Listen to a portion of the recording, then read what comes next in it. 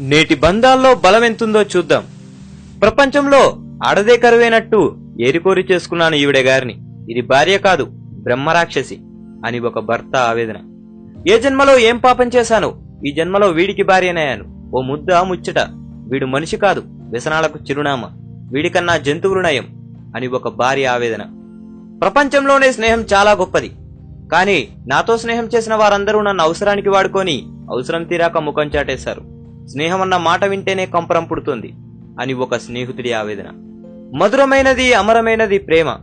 అలాంటి ప్రేమ పేరు చెప్పి నన్ను మోసం చేసి నా జీవితాన్ని సర్వనాశనం చేసి జీవితాంతం నాకు మనోవేదనను మిగిల్చి తన సంతోషం తాను వెతుక్కొని వెళ్లిపోయాడు.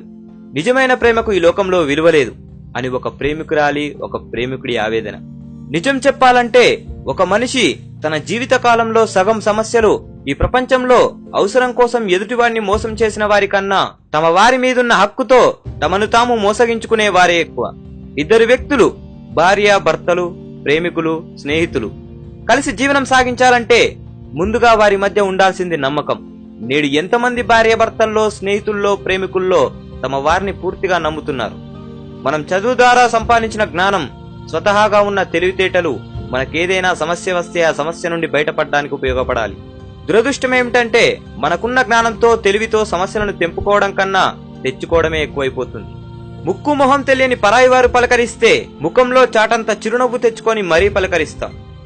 వారి తరపు నుండి మనకు ఏదైనా కష్టమో నష్టమో కలిగినా క్షమించేసి వారి దృష్టిలో చాలా మంచి వాళ్ళమైపోవడానికి ప్రయత్నిస్తాం. జీవితాంతం కలిసి ఉండాల్సిన వారితో మాత్రం ఒక నియంతలా ప్రవర్తిస్తుంటాం. మన వారి దగ్గరకు వచ్చేసరికి ఎక్కలేని రాక్షసత్వం బయటకొచ్చి విలియ తాండవం చేస్తుంటుంది.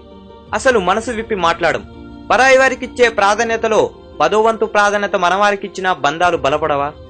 మనసు మెచ్చిన క్షణం నచ్చినోళ్ళు, మనసు నొచ్చిన క్షణం సచ్చినోళ్ళు అయిపోతుంటారు మనవాళ్ళు.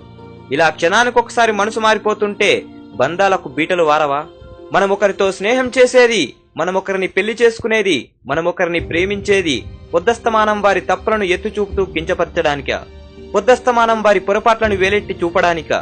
పొద్దస్తమానం శత్రువుల్లా పోట్లాడుకోవడానికా?